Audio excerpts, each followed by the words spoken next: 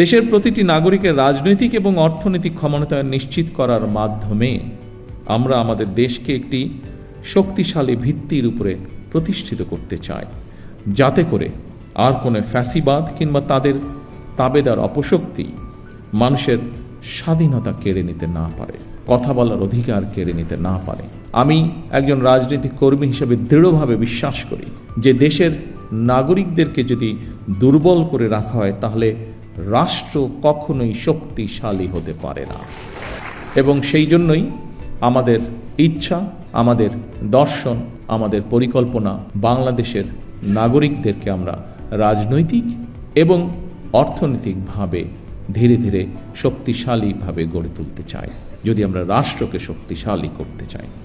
ধর্ম বর্ণ নির্বিশেষে প্রতিটি শ্রেণী পেশার মানুষ তথা প্রতিটি নাগরিকের আর্থিক সামাজিক নিরাপত্তা নিশ্চিত করার জন্য সরকার রাষ্ট্রীয় সামর্থ্যের সবটুকু দিয়ে চেষ্টা চালিয়ে যাচ্ছে এবং ইনশাল্লাহ চালিয়ে যাবে।